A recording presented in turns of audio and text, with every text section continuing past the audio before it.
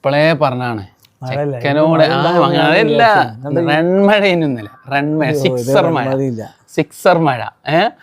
എന്തൊക്കെ ഞാൻ ഇപ്പളെ പറഞ്ഞാണ്, ചെക്കനോട് മുട്ടാൻ നിക്കണ്ട. നിങ്ങൾ എന്ത് വലിയ ആൾക്കാർ വന്നിട്ടും കാര്യമില്ല. എന്തേനും ഹേസൽവുഡും കൂടി അങ്ങോട്ട് വന്നാല് മല മറിക്കും.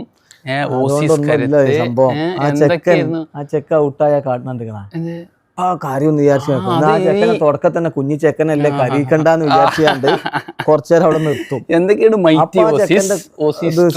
ഇങ്ങോട്ട് വരും. എന്നിട്ട് ആ ഓവറിലാണ് തീരുമാനം ഔട്ടാക്കാൻ കഴിയണില്ല.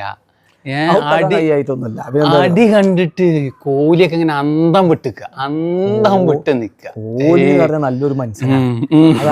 കളിച്ചുമ്പോ മൂപ്പര് ഇങ്ങനെ അഭിനന്ദിക്കുകയൊക്കെ ചെയ്യും. അല്ലാതെ കോഹ്ലിന്റെ മനസ്സുകൾ കാണണം. അത് ആരും ഇങ്ങനെ അന്തം വിട്ടുക. എത്തപ്പോ ഈ ചെക്കനെ കാട്ടുക, 15 വയസ്സുള്ള ചെക്കനെ അടിച്ച് എന്ത് എറിഞ്ഞു കൊടുത്തിട്ടും 4-6. അതിപ്പോ ഞങ്ങൾക്ക് ഇപ്പൊ അതില് അത്ഭവമൊന്നുമില്ല. ഇപ്പൊ ഇതിനു മുമ്പ് ഇപ്പൊ CSK എതിരാ അടിച്ചില്ലേ, മുംബൈ ഇന്ത്യൻസിനെതിരെ അടിച്ചില്ലേ.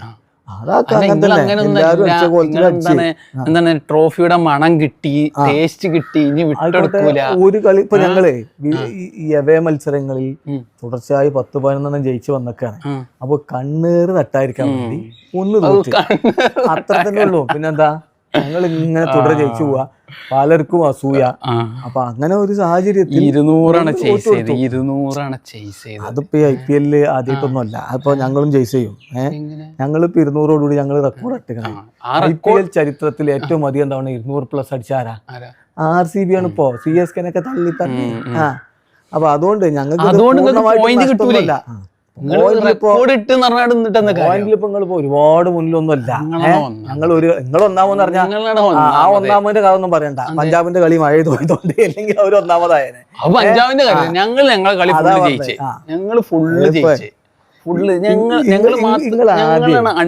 നിങ്ങൾ ആദ്യം രാജസ്ഥാൻ റോയൽസ് ആണോ ഗോഹട്ടി റോയൽസ് ആണോ തീരുമാനിച്ചു, എന്നിട്ട് നിങ്ങൾ പറഞ്ഞാൽ മതി. അല്ല, നിങ്ങൾ എന്തേലും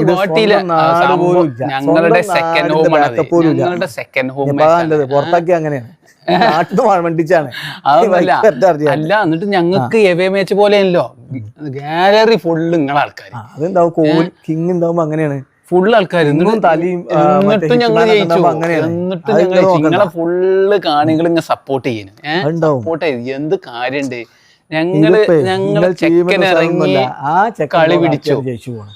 ആ ചെക്കൻ മാത്രമല്ലല്ലോ, മെച്ചൂരിറ്റി മറ്റേ ചങ്ങായി കാട്ടിയത് എന്താണ്, നിങ്ങളെ ഹെറ്റി നേരെ ബൗൺസ് ഹെൽമെറ്റ് ഒക്കെ ബൗൺസ് കണ്ടു വിട്ടപ്പോ നേരെ ക്യാച്ച് പ്രാക്ടീസ് ആണ്, കളിയാണ്. ആ ചെക്കൻ കാണാൻ നിങ്ങളെ കീപ്പറും ഓനും കൂടി പ്ലാൻ ചെയ്ത് കണ്ട് എത്തിയത് അത് ഞങ്ങൾ സമ്മതിച്ചു.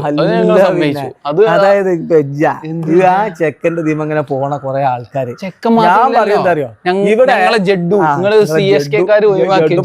ഗോൾ 22 റൺ അടിച്ചത് കറക്റ്റ് നിന്നോടത്തില്ലേ.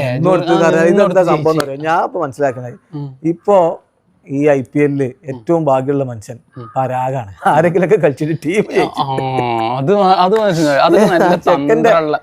ചെക്കന്റെ എക്സ്പെൻസിൽ ജയിച്ചങ്ങനെ പോണേ. അതിന്റെ അപ്പുറത്തേക്കുള്ള